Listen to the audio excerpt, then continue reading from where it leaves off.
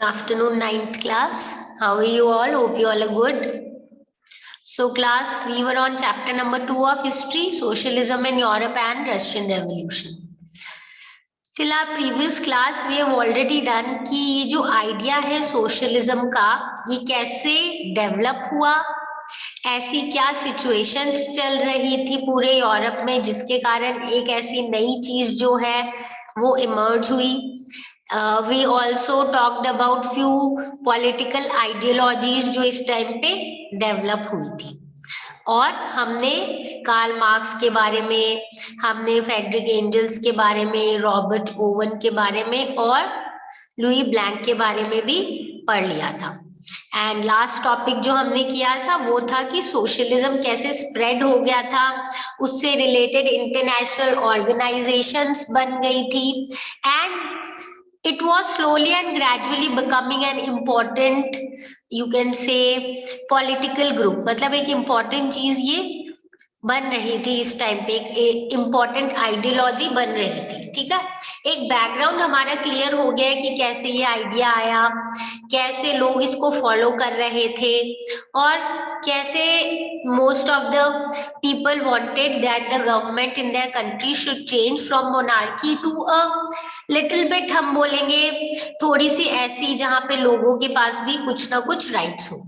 ठीक है, अब जो ये सोशलिज्म वाली चीज है ये सबसे ज्यादा कहाँ पे होगी और बहुत बड़े फॉर्म में, एक रेवोल्यूशन के फॉर्म में कहाँ होगी? रशिया में. तो अब हम रशिया में पढ़ेंगे, we study about few revolutions in Russia. हम पढ़ेंगे 1905 का रेवोल्यूशन, हम उसके बाद 1917 में 2 रेवोल्यूशंस हुए थे उनके बारे में भी पढ़ेंगे. ठीक है, रशिया में. और फिर वहां पे रशिया में क्या चेंज आएगा उसके बारे में भी डिटेल में समझेंगे. सो अब हमें पता है कोई भी रेवोल्यूशन पढ़ने से पहले हमें उसके पीछे का बैकग्राउंड जानना बहुत जरूरी होता है. We need to know the causes, then we will talk about the revolution and then we will talk about it consequences. मतलब क्या क्या स्टार्ट, सबसे पहले तो कि क्या रीजंस थे कि क्यों एक रेवोल्यूशन हुआ, उससे पहले वहां पे कैसी सिचुएशन थी, फिर जिस जगह पे रेवोल्यूशन हुआ वो रेवोल्यूशन कैसे कैसे हुआ था, उसके बाद उसकी प्रोसीडिंग्स क्या थी और उसके बाद उसके कॉन्सिक्वेंसेस की रेवोल्यूशन सक्सेसफुल हुआ या फेल हुआ और उसके बाद क्या चेंजेस आए. ठीक है, सो let us start with the background. Before starting the revolution, let us know कि what was the condition in Russia. सब हम बोलेंगे इस टाइम पे जब बाकी कंट्रीज में, यूरोपियन कंट्रीज में, इंग्लैंड में, फ्रांस में, जर्मनी में, इन सब में धीरे धीरे क्या हो रहा था, इंडस्ट्रियलाइजेशन आ रही थी. बट इस टाइम पे हम देखेंगे कि जो सिचुएशन है वो रिवर्स थी in few of the countries in Europe. And अगर हम स्पेसिफिकली बात करें तो रशिया की, it was one of the least industrialised European state. अब यहाँ पे क्या हुआ था, सोशलिज्म जो है वो हम देखेंगे कि सोशलिस्ट पूरी गवर्नमेंट अब बन जाएगी यहाँ पे अक्टूबर रेवोल्यूशन के बाद. अक्टूबर रेवोल्यूशन कब होगा? 1917 में. ठीक है, अक्टूबर रेवोल्यूशन के बाद बहुत सारी चेंजेस आएंगे और एक सोशलिस्ट गवर्नमेंट फॉर्म हो जाएगी रशिया में. हम यहाँ पे देखेंगे मोनार्की एक्चुअली में 1917 में ही हट जाएगी यहाँ से, बट वापस अक्टूबर में भी रेवोल्यूशन होगा और इसको हम फिर उसके बाद देखेंगे गवर्नमेंट में कैसा चेंज आया है. तो ये जो फॉल ऑफ मोनार्की है in February 1917 and then the events of October are called Russian revolution. ठीक है, तो बट ये जैसे कि मैंने बोला ये तो पूरा इन्होंने एक नटशेल में दे दिया कि एक रेवोल्यूशन हुआ अक्टूबर रेवोल्यूशन, जिसके बाद रशिया में सोशलिस्ट फॉर्म ऑफ गवर्नमेंट आएगी. बट ऐसा हुआ क्यों, रशिया में सोशल और पॉलिटिकल कंडीशंस कैसी थी इस टाइम पे, इन सब चीजों को समझने के लिए हमें थोड़ा सा बैकग्राउंड में जाना पड़ेगा.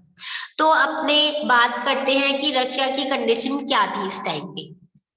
स्पेसिफिकली अगर हम देखें 1914 में रशिया के ऊपर मोनार्की का ही रूल था. जार निकोलस II जो है वो रशिया पे रूल करते थे और पूरे रशिया के एम्पायर पे. अब आगे बढ़ने से पहले one more important thing that we should understand कि जो हम आज रशिया समझते हैं, मतलब जो टेरिटरी अराउंड मॉस्को है, इसके अलावा भी उस टाइम पे रशियन एम्पायर में बहुत सारी और एरियाज इंक्लूडेड थी। ठीक है, इनमें थी हमारी Finland, Latvia, Lithuania, Estonia, Poland, Ukraine, Belarus. ये सारे जो है ये क्या है, ये वो कंट्रीज हैं जो कि हमारे उस टाइम के रशियन एम्पायर में इंक्लूडेड थे। ठीक है, मतलब it was a very big area. ठीक है, पैसिफिक एरिया से आज के जो हमारे सेंट्रल एशियन स्टेट्स हैं, जैसे कि आर्मेनिया, अजेरबैजान, जॉर्जिया, इन सब तक जो एक्सटेंशन है वहां तक पूरा का पूरा क्या था, हमारे रशियन एम्पायर में इंक्लूडेड था। ठीक है, ये तो हमने पॉलिटिकली बात कर लिया। If you look at the map that is given in your book, you can see कि कैसे कितनी दूर तक एक्सटेंडेड था हमारा रशियन एम्पायर। ठीक है, अब यहाँ पे लोगों का बिलीफ क्या था ये भी देख लेते हैं। अगर हम रिलीजन की बात करें तो वैसे तो रशिया वाले जो है वो रशियन ऑर्थोडॉक्स क्रिश्चियनिटी में बिलीव करते थे, जो कि ग्रीक ऑर्थोडॉक्स चर्च से स्टार्ट हुआ था। ठीक है, यानी दे believed in the Russian Orthodox Christianity which had actually come up or grown from the Greek Orthodox Church. But इनके एम्पायर में और बहुत सारे लोग इंक्लूडेड थे, पीपल ऑफ डिफरेंट रिलीजन, जैसे कि कैथोलिक्स, प्रोटेस्टेंट्स, मुस्लिम्स, बुद्धिस्ट, ये सब के सब क्या थे, इंक्लूडेड थे। कहाँ पे, ये जो रशियन एम्पायर है, because we know it was such a big empire, such a big area, तो ऑब्वियसली लोग भी जो है वो अलग अलग बहुत डिफरेंट होंगे एक दूसरे से। So they believed in Russian Orthodox Christianity, पर इसके साथ साथ वहां पे कैथोलिक्स भी रहते थे, प्रोटेस्टेंट्स भी रहते थे, मुस्लिम्स भी रहते थे और बुद्धिस्ट भी रहते थे। अब ये तो हमारी बात हो गई पॉलिटिकल एक्सटेंशन, हमने देखा कितना बड़ा था। अब देख सकते हो ये सारी जो हमने अभी अभी बात की थी कि ये सारे एरियाज भी जो है इंक्लूडेड थे, किसमें इंक्लूडेड थे, हमारे रशिया में एट दैट टाइम। और वहां पे रिलीजन कौन सी थी वो भी हमने देख लिया। Okay, so now we will talk about the economy and the society of Russia at that time. तो अब हम देख लेते हैं कि इकोनॉमी और सोसाइटी जो है रशिया की वो कैसी थी। तो हम ये नोटिस करेंगे कि जैसे कि मैंने आपको बोला कि बाकी जगह पे इंडस्ट्रियलाइजेशन स्टार्ट हो गई थी, यहाँ पे थोड़ी सी लेट स्टार्ट हुई थी 20th सेंचुरी के बिगिनिंग में। 20th सेंचुरी की बिगिनिंग से हमारा क्या मतलब है, 1901 से लेके 2000 के बीच तक। ठीक है, तो ये हमारी 20th सेंचुरी की बिगिनिंग मतलब क्या हुआ, स्टार्टिंग के जो डेकेड्स थे, ठीक है, या एकदम स्टार्टिंग के जो इयर्स थे। At the beginning of the 20th century हम देखेंगे ज्यादातर जो रशिया के लोग हैं वो क्या करते थे, एग्रीकल्चर ही करते थे। मतलब उनकी मेन इकोनॉमी और मेन लाइवलीहुड किससे चलता था, एग्रीकल्चर से। लगभग 85% ऑफ द जो पूरी पॉपुलेशन है, they use to do agriculture itself और and they survive there and they earn their living from agriculture. अब ये जो प्रपोर्शन है it was higher than in most European countries. ठीक है, मतलब ये है कि ज्यादातर यूरोपियन कंट्रीज में ऐसा नहीं था, क्योंकि ज्यादातर में धीरे धीरे इंडस्ट्रियलाइजेशन आने लग गई थी। तो फॉर एग्जाम्पल अगर हम देखें, कंपेयर करें फ्रांस और जर्मनी को, तो हम देखेंगे फ्रांस में से 40% लोग एग्रीकल्चर पे डिपेंडेंट थे लिविंग के लिए, और जर्मनी में 50%। ठीक है, तो फ्रांस में 40% और जर्मनी में 50%, जबकि रशिया में कितने थे, हमारे 85%। तो ये एक हमारा एम्पायर था रशियन एम्पायर, जहाँ पे बहुत ज्यादा कल्टीवेशन होती थी। कल्टीवेटर्स जो है वो मार्केट के लिए भी प्रोड्यूस करते थे और खुद के लिए भी। दैट मीन्स इतना ज्यादा प्रोडक्शन होता था कि अपना कंज्यूम करने के बाद भी क्या होता था, even after consuming things themselves, और एज वी से कि अपने कंट्री में या अपने लिए कंज्यूम करने के बाद भी उनके पास इतना बचता था कि वो बाहर की कंट्रीज में एक्सपोर्ट करते थे। इसीलिए Russia was the major exporter of grain. अब धीरे धीरे यहाँ भी क्या हो गई, इंडस्ट्रीज डेवलप होने लग गई, ठीक है। पर इंडस्ट्री ना ऐसे कहीं कहीं थी, ऐसा नहीं है कि बहुत डोमिनेंट थी या बहुत ज्यादा ऐसे कोई स्प्रेड आउट थी। इट वाज, हम बोल सकते हैं कि कहीं कहीं पे थी, कुछ एरिया में है, थोड़ी दूर पे है, उसके और थोड़ी दूर पे है। ऐसा नहीं है कि पूरी एक एरिया जो है उसमें इंडस्ट्री इंडस्ट्री है या फुली इंडस्ट्रियलाइज्ड होगी। जो मेन इंडस्ट्रियल एरिया थी उनकी, वो थी एक तो सेंट पीटर्सबर्ग और मॉस्को, ठीक है। तो सेंट पीटर्सबर्ग और मॉस्को में हम देखेंगे कि प्रोमिनेंट इंडस्ट्रियल एरियाज थी रशिया में उस टाइम पे। इसके अलावा क्राफ्ट्स पर्सन जो है, क्राफ्ट्समैन भी जो है, वो भी बहुत काम करते थे। लार्ज फैक्ट्रीज भी होती थी और उनके साथ साथ आसपास ही क्राफ्ट वर्कशॉप होती थी। यानी ऐसा नहीं है कि सिर्फ इंडस्ट्रीज ही डेवलप हो गई और क्राफ्ट वर्कशॉप एकदम नहीं है। क्राफ्ट वाले वर्कशॉप भी थे और फैक्ट्रीज भी थी और आसपास ही थे वो। बहुत सारी फैक्ट्रीज अब धीरे धीरे हम देखेंगे 1890s में सेटअप होने लग गई थी, ठीक है। बट बहुत ज्यादा नहीं, सेटअप हो रही थी। अब इस टाइम पे फिर हम देखेंगे रशिया का जो रेलवे नेटवर्क है वो भी एक्सटेंड हो रहा था और फॉरेन इन्वेस्टमेंट भी हो रहा था इंडस्ट्री में। मतलब कि ज्यादा पैसे इन्वेस्ट किए जा रहे थे, कहाँ पे इन्वेस्ट किए जा रहे थे पैसे, इंडस्ट्री सेटअप करने के लिए। तो धीरे धीरे क्या है, चीजें इनके भी इम्प्रूव हो रही थी। फॉर एग्जाम्पल कोल प्रोडक्शन जो है वो डबल हो गया था और आयरन और स्टील का जो प्रोडक्शन है वो क्वाड्रपल्ड हो गया, मतलब 4 टाइम्स। यानी आपको पता है कोल का प्रोडक्शन अगर बढ़ रहा है, आयरन एंड स्टील का बढ़ रहा है, इसका मतलब इंडस्ट्री का ही बढ़ रहा है किसी तरीके से, ठीक है। अब बाय 1900 हम देखेंगे कुछ फैक्ट्री वर्कर्स और क्राफ्ट्समैन जो है ऑलमोस्ट इक्वल हो गए थे एक नंबर में। मतलब अब धीरे धीरे क्या फैक्ट्री वर्कर्स बढ़ रहे हैं और क्राफ्ट पर्सन तो पहले से थे, वो जितने थे वो थोड़े कम हो रहे हैं, ऑलमोस्ट ऐसे इक्वल जैसे हो रहा है। अब मतलब हमने अब देख लिया कि पहले मेनली एग्रीकल्चरिस्ट था, पर अब धीरे धीरे यहाँ भी क्या शुरू हो रही है, इंडस्ट्रीज शुरू हो रही है। ज्यादातर जो इंडस्ट्रीज थी was the private property of industrialist, यानी लोग कुछ एक इंडिविजुअल जो है उनके पास पूरी की पूरी इंडस्ट्री होती थी। इनकी गवर्नमेंट ये कोशिश करती थी कि जो वर्कर्स हैं उनकी मिनिमम वेजेस फिक्स हो, कि उनको कम से कम तो इतने मिलेंगे ही। उसके अलावा ये भी ट्राई किया था उन्होंने कि उनको हम लिमिटेड आवर्स ऑफ वर्क देंगे, यानी कि बहुत ज्यादा देर तक, बहुत ज्यादा टाइम तक इनको, जैसे अदरवाइज फैक्ट्री ओनर्स बहुत ज्यादा काम करवाते थे ना, तो इनकी गवर्नमेंट ने ध्यान रखा था, बोला था कि मिनिमम वेजेस इतने आपको देने ही पड़ेंगे और इतने आवर्स ही अपने लोगों से आपको काम करवाना है। पर फैक्ट्री इंस्पेक्टर्स जो है, जो चेक करने आते थे, वो रोक नहीं पा रहे थे इन रूल्स को टूटने से। क्यों? क्योंकि जब ये लोग चेक करने आते थे तब रूल्स फॉलो किए जाते थे, अदरवाइज नहीं किए जाते थे। कभी कभी इनको अपने साथ मिला लिया जाए, मिला लेते थे फैक्ट्री ओनर्स।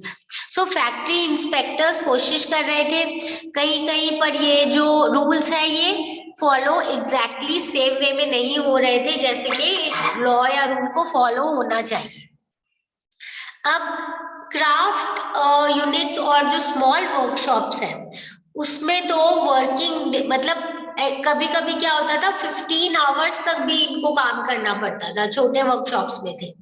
फैक्ट्रीज में फिर भी 10 to 12 आवर्स का टाइम था कि ठीक है इतनी देर तक उनसे काम करवा लेते हैं। पर जो छोटे छोटे वर्कशॉप्स थे वो लोग तो और ज्यादा देर तक काम करवाते थे। और इसके अलावा अगर आप बात करो कि इतने सारे लोग आ गए थे या इतने सारे लोग फैक्ट्रीज में काम करते थे, तो फिर ये लोग रहते कहाँ थे, क्या इनका हम बोलेंगे कि किस टाइप की इनकी लिविंग कंडीशन थी।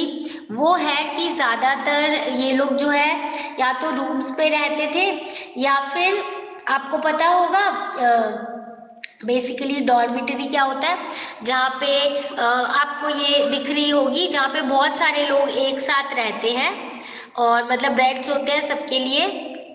तो ऐसी कंडीशन में ये लोग रहते थे, क्योंकि पॉपुलेशन जो है किस चीज की बहुत स्प्रेड हो गई थी, किस चीज मतलब पॉपुलेशन बहुत बढ़ गई थी, आई मीन क्योंकि बहुत सारे लोग काम ढूंढने आ गए थे इन फैक्ट्रीज वगैरह में। तो हमने ये देख लिया, पहले फैक्ट्रीज इतनी नहीं थी, फिर डेवलप होने लग गई, फिर वर्कर्स को ज्यादा देर तक काम करना पड़ रहा था, मिनिमम वेजेस और मिनिमम मैक्सिमम टाइम लिमिट ऐसे तो गवर्नमेंट ने फिक्स की थी, पर वो एग्जैक्टली फॉलो होती नहीं थी।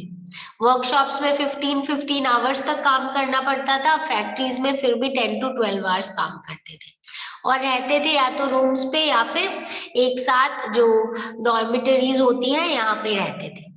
अब वर्कर्स जो है उनकी मतलब उनकी क्या लाइफस्टाइल थी या वो सोशली कैसे डिवाइडेड थे, ये भी देख लेते हैं। जो वर्कर्स है वो अलग अलग सोशल ग्रुप्स में डिवाइडेड थे, ठीक है। कुछ के तो स्ट्रॉन्ग लिंक्स थे उन विलेजेस से जहां से वो आ रहे थे, ठीक है। तो workers were divided, basically workers were divided into this particular social group. ऐसे तो हो गया वर्कर सारे एक सोशल ग्रुप है, बट इसके बाद भी वो आपस में भी उनके अंदर भी थोड़े डिविजन्स थे। कुछ तो विलेज से कनेक्टेड थे, पर कुछ जो है वो सिटीज में आके परमानेंटली रहने लगे, यानी कुछ काम करते थे चले जाते थे विलेजेस में, या मतलब पूरा सिटीज में ऐसे सेटल नहीं हुए थे। और कुछ लोग पूरे सिटीज में परमानेंटली ही सेटल हो गए थे वर्कर्स। अब वर्कर्स जो है ना वो भी डिवाइडेड थे बाय देयर स्किल, मतलब है तो वर्कर्स, पर जो एक मेटल वर्कर होगा ना वो खुद को बाकी वर्कर से स्टेटस में हाई समझेगा। तो हमारे पास मेंशन है एक मेटल वर्कर है सेंट पीटर्सबर्ग का, उसने ये बोला है कि मेटल वर्कर्स जो है they consider themselves aristocrats among the workers, यानी वर्कर्स में वो खुद को सबसे हाई स्टेटस का मानते थे। क्यों? क्योंकि एक मेटल वर्कर बनने के लिए आपको ट्रेंड होना पड़ता था, आपको बहुत स्किल्ड होना पड़ता था, और वैसे ही आपकी जो वेजेस है वो भी, आपकी जो सैलरी है वो भी क्या होती थी, ज्यादा होती थी। इसीलिए जो मेटल वर्कर्स हैं वो लोग खुद को वर्कर्स में क्या मानते थे, सबसे हाई स्टेटस का मानते थे, ठीक है। अब हम जो सारे वर्कर्स काम करते थे इसमें हम ये देख लेते हैं कि विमेन के क्या हाल चाल थे, मतलब विमेन जो है वो कितना इसमें काम में इन्वॉल्व थी फैक्ट्रीज में या नहीं थी। तो हमारे पास कुछ डेटा है जिससे हम देखते हैं कि लगभग 31% ऑफ द फैक्ट्री लेबर जो है वो 1914 के अराउंड तक क्या थी, विमेन थी। मतलब 31% जो वर्कर्स है वो कौन थे, विमेन थे। कौन से ईयर तक, 1914 के अराउंड तक। सोचो 31% काम करने वाले तो लेबर जो विमेन है, पर उनकी जो सैलरी है वो कम होती थी, very less as compared to the male, ठीक है। मेल वर्कर के कंपैरिजन में इनकी जो सैलरी है वो क्या होती थी, कम होती थी।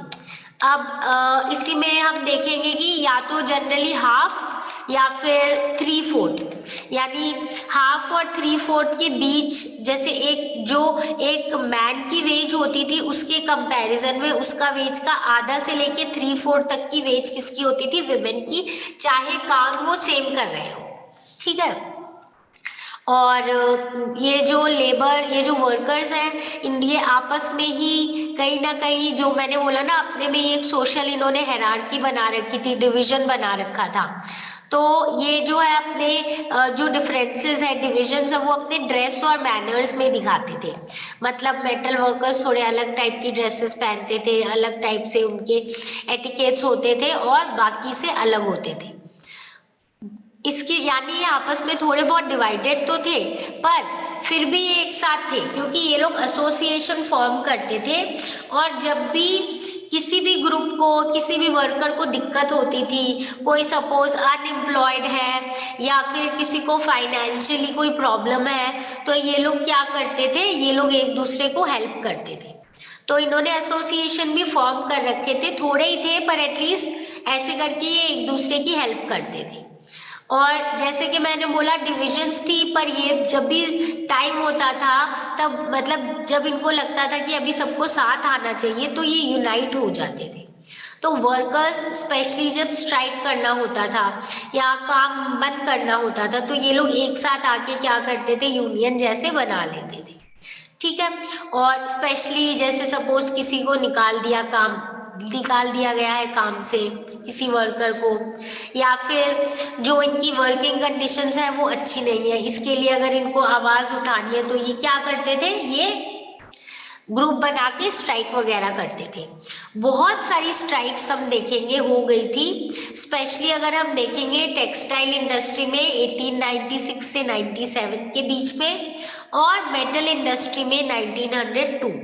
ठीक है। तो यहाँ पे हम देखेंगे कि बहुत बार क्या होता था कि ये लोग साथ आ जाते थे स्ट्राइक करने के लिए, और हमारे पास डेटा भी है कि 1896-97 में हम देखेंगे कि टेक्सटाइल इंडस्ट्री में बहुत सारी स्ट्राइक्स हुई थी, और जो मेटल इंडस्ट्री है वो ड्यूरिंग 902 उसमें भी क्या हुई थी, बहुत ज्यादा स्ट्राइक हुई थी। अब हम आगे आ जाते हैं कि ये तो हमने बात कर ली वर्कर की क्या कंडीशन थी, ये वाली चीजें, पर इसके साथ साथ हम ये भी देखेंगे कि कंट्री साइड में, थोड़ी विलेज वाली साइड पे पीजेंट्स का क्या हाल था। ठीक है। हम ये बैकग्राउंड इसीलिए कर रहे हैं कि आखिर ऐसा क्या होगा कि इतना बड़ा रेवोल्यूशन होगा। तो यहाँ पे वर्कर्स जो है कहीं कहीं डिससेटिस्फाइड है, एक साथ हो जाते हैं, स्ट्राइक करते हैं। बट इसके साथ साथ गांव में जो पीजेंट्स थे उनकी क्या कंडीशन थी वो भी देख लेते हैं। तो यहाँ पे हम देखेंगे कि पीजेंट्स जो है वो कल्टीवेशन तो करते थे ज्यादातर लैंड की, पर लैंड होता किसके अंडर था, या किसका लैंड होता था, वो लैंड होता था या तो नोबिलिटी का, या तो मोनार्की का, किंग का, या फिर ऑर्थोडॉक्स चर्च का। यानी उस पे कल्टीवेशन का काम कौन करते थे, पीजेंट्स, पर वो लैंड किसका होता था, जो नोबिलिटी, क्राउन या ऑर्थोडॉक्स चर्च है उनका। तो जिस तरीके से वर्कर्स आपस में डिवाइडेड थे, वैसे पीजेंट्स भी क्या थे, आपस में डिवाइडेड थे, और वो डीपली रिलीजियस भी थे। और एक और चीज जो इनके बारे में हमें यहाँ पे जाननी जरूरी है ताकि हम आगे का चैप्टर समझ सके, वो ये है कि ये लोग नोबिलिटी को हेट करते थे।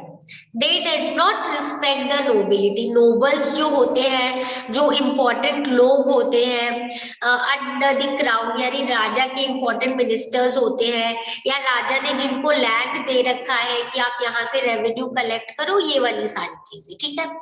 तो यहाँ पे हम देखेंगे कि जो नोबल्स है उनके अगेंस्ट थे कौन, पीजेंट्री। वो ये बिलीव करते थे कि नोबल्स जो है उनको ये पावर और पोजीशन इसीलिए मिली है क्योंकि जार ये चाहता है, पर लोग जो है वो उनको नहीं चाहते, क्योंकि वो लोगों के लिए अच्छा नहीं कर रहे थे, ना वो लोगों के लिए